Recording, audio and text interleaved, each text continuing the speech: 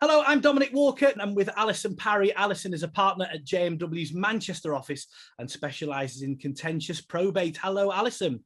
Hi, Dominic. How are you? I'm very well, thank you. And yourself? Yeah, good, thank you. So we wanted to talk today about George Michael's former partner making a claim in the estate, even though he wasn't part of the will, as we see from the newspaper reports, at least. So, I mean, how can a former partner of a deceased individual make a claim in the estate?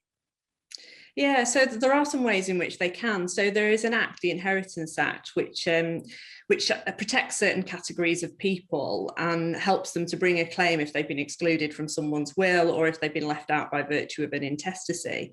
And in those circumstances, they can seek what's called reasonable financial provision from an estate. And a former partner might fall into one of those categories by virtue of being maintained by the deceased. So it's possible that George Michael's former partner was being maintained right up until his death by George, and that would give him the entitlement to bring a claim if he wanted to.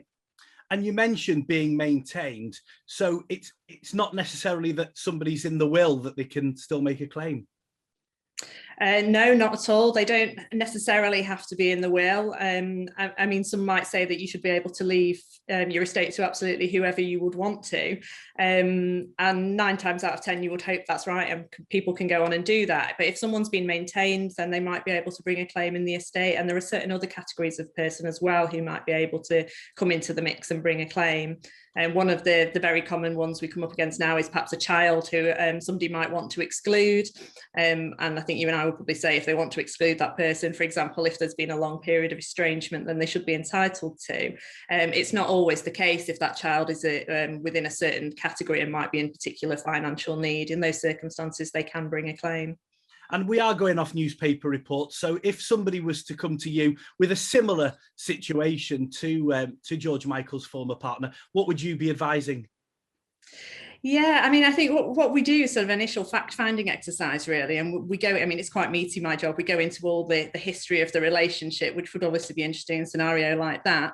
And we look at the way the finances were set up, the joint finances, both during the relationship and after the relationship. And that would give us sort of a really firm grounding on whether or not there was likely to be a claim that could be made. And then we also look at things like family dynamics and whether there's likely to be resistance on the other side to a claim. So in this particular estate, I think it's reported that it's worth about £100 million, the estate. And again, to you or I, that might seem like there's so much money there, plenty to go around to pay his former partner a small amount if he's been maintained by him.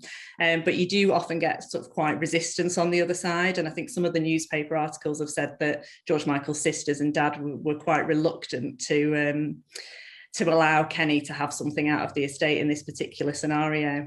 But that said, obviously a settlement has been achieved, as we've read in the newspapers, although the terms of that settlement have been confidential. Alison, thank you very much for your insight.